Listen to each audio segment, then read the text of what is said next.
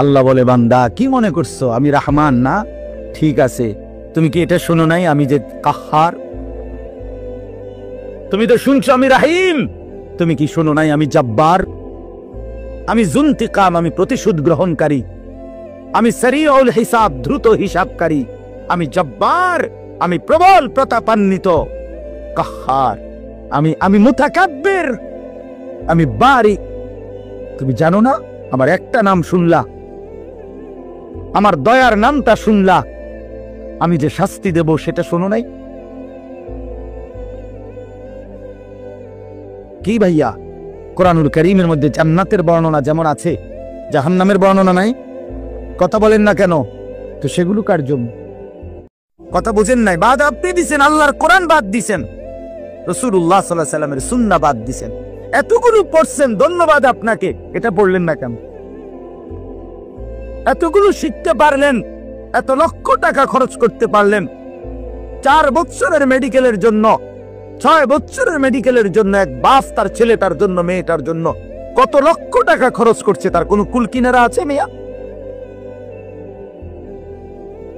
তো আপনি পড়ান, কোনো অসুবিধা নাই, কিন্তু আপনি আপনার বাচ্চাটাকে আল্লাহর কোরআন থেকে বঞ্চিত করলেন কেন? নামাজ থেকে বঞ্চিত করলেন কেন? 2টা সূরা পড়তে জানে না, একটা আত্তাহিয়াতু শুদ্ধ করে বলতে পারে না, একটা দোয়ায়ে কুনুত পড়তে জানে না। একজন মুসলমান বেটা, 40 বছর বয়স, লজ্জা থাকা উচিত বেটা, ওই বেটা শরম থাকা উচিত বেটা। কার জমিন খাইতেছ, কার আসমান ভোগ করছো, কার দুনিয়া ভোগ করতেছ? এত বড় মালিকের আসমান ও জমিন ভোগ করে সেই মালিকের সেজদাটাও ঠিক মতো দিতে জানে না, সেই মালিকের নামটাও পড়তে পারে না। এর চাইতে লজ্জার কি হইতে পারে বলেন বাবা? অপমান কি হইতে পারে? আল্লাহ আমাদেরকে বিবেক দান করেন, আল্লাহ আমাদেরকে বিবেক দান করেন। বিবেক থাকা চাই, বিবেক থাকা চাই। কোরআনুল কারীমের মধ্যে আছে, আল্লাহ তাআলা বলছে, একটা সাংঘাতিক কথা আছে কোরআন শরীফে, ফাবিআইয়ি হাদিসিন বা'দাহু ইউমিনুন। আমার দিল নড়ে কোরআনের এই আয়াত শুনলে, কলিজা শুদ্ধা কাঁইপা ওঠে। আল্লাহ তাআলা কোরআনে বলছে, এই 29 পারার মধ্যেই আছে, সূরা মুরসালাতের মধ্যে আল্লাহ তাআলা বলে, বান্দা 23 বছরে আমি আমার রাসূলের কাছে এই সর্বশ্রেষ্ঠ কিতাব নাজিল করলাম, আমার সবচেয়ে শ্রেষ্ঠতম কথাগুলো আমি তোমাদের জন্য দিলাম। বান্দা, এর চাইতে আর দামি কোন কথা বললে তোমরা আমার কথা মানতা?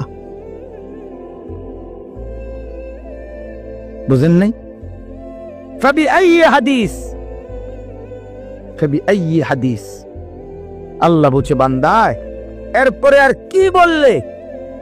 এর চাইতে দামি কথা আর কোনটা বললে?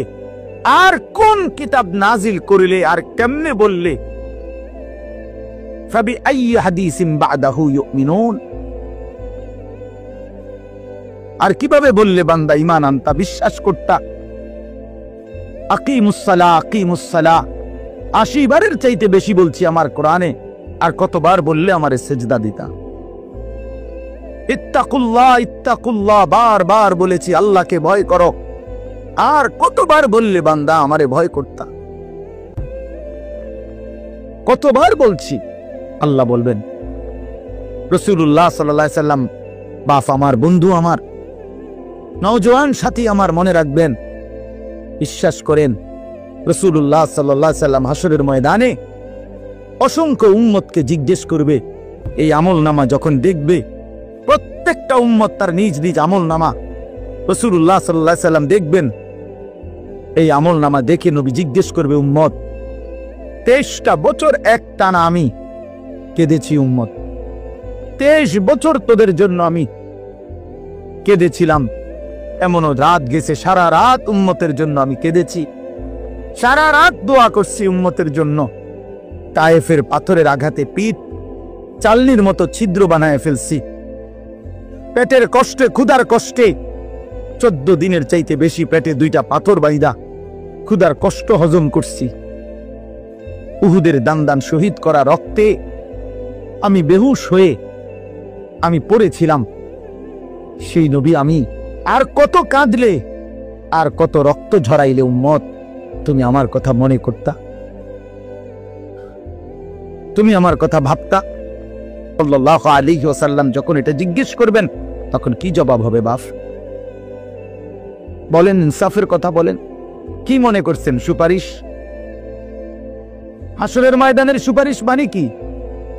মুখে বিড়ি সিগারেট, চেহারায় রাসূলুল্লাহ সাল্লাল্লাহু আলাইহি ওয়াসাল্লামের সুন্নাত নাই, 50 বছর ধরে সুদের লেনদেন, কোনদিন 5 ওয়াক্ত নামাজ আদায় করেন নাই, স্ত্রী বেপর্দা, ঘরের মধ্যে প্রতিদিন রঙিন টেলিভিশন চলতেছে, এই অবস্থায় কবরে যাইবেন আর হাসরের ময়দানে দাঁড়াইলেই নবীজি সুপারিশ করে আপনারে বেহেশত দিয়া দিবেন।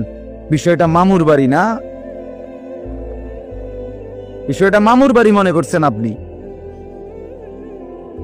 এটাকে কি মনে করলেন আপনারা?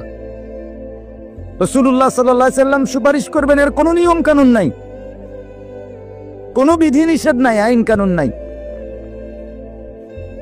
হাউজে কাউসারের পানি, এটা কি 10 টাকার পানির বোতল মনে করছেন? রাসূলুল্লাহ সাল্লাল্লাহু আলাইহি ওয়াসাল্লাম বলেছেন, এক ঢোক পানি পান করলে আর কোনদিন বান্দা তৃষ্ণার্ত হবে না।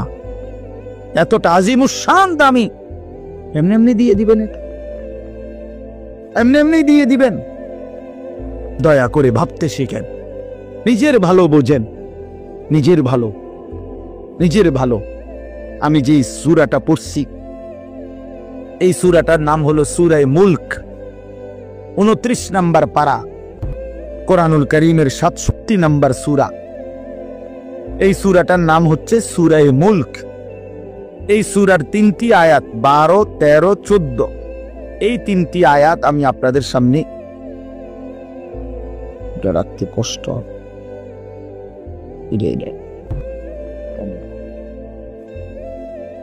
এই 3টি আয়াত আমি তেলাওয়াত করছি।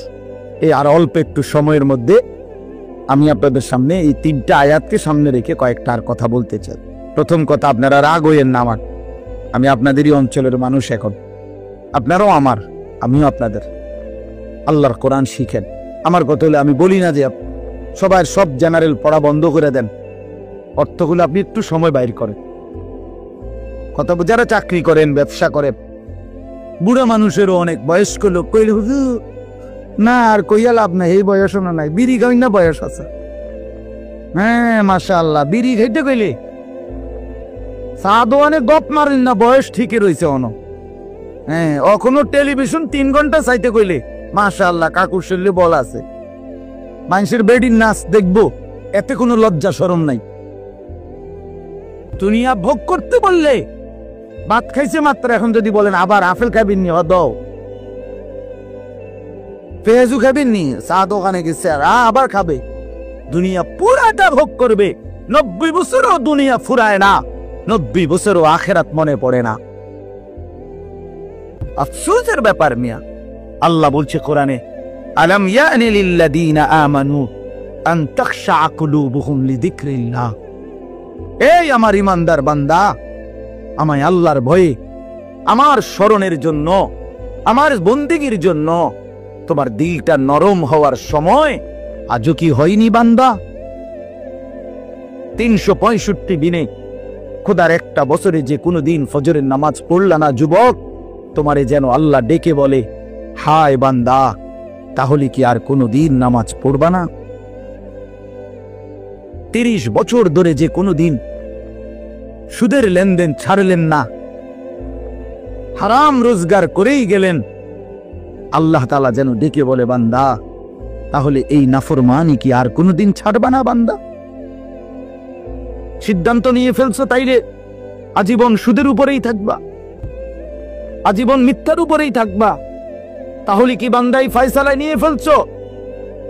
আজীবন কাস্টমার ঠকাইয়েই যাইবা, ওজনে কমই দিয়ে যাবা, তাহলে কি এই ফয়সালা নিয়ে নিছো? তোমার বিবি আজীবন বেপরদাই থাকবে, তোমার ঘরে অহরহ প্রতিনিয়ত রঙিন টেলিভিশন চলবে নিয়মিত, এই ফয়সালা তোমার? ঠিক আছে বান্দা, কুলু ওয়া তামাত্তাউ কালিলান ইন্নাকুম মুজরিমুন, কোরআন শরীফের আয়াত। আল্লাহ বলছে, নাফরমান বান্দা, খাও, দুনিয়া ভোগ করো কিছুক্ষণের জন্য, শুধু মনে রেখো ইন্নাকুম মুজরিমুন, তুমি কিন্তু পাপী। এই কথাটা শুধু মনে রাখো, বাকিটা পরে হইব, ভাত খাও। হ্যাঁ হ্যাঁ, কোরআন শরীফের আয়াত এটা। কুলু ওয়া তামাত্তাউ কালিলান ইন্নাকুম মুজরিমুন। আল্লাহ যেন বলে 8টার সময় যেই নাফরমান নাস্তা খাইতে বসে, আল্লাহ বলে বান্দা খা, কোনো অসুবিধা নাই, শুধু মনে রাখিস বেঈমান ফজরের নামাজ পড়ো নাই, কথা কান শুধু মনে রাখো, পরে হইব অন খাও।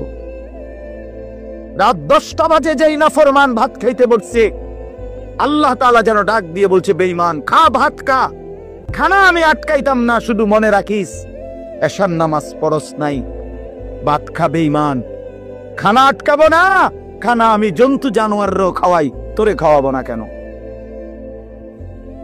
খানা আমি কুকুর বিড়াল রেও খাওয়াই, খানা আমি গরু ছাগল রেও খাওয়াই, তোরে দেব না কেন? বান্দা খা, শুধু মনে রাখবি ইন্না আ'তাদনা লিল কাফিরিনা সালাসিলা ওয়া আগলালাম ওয়া সাইরা।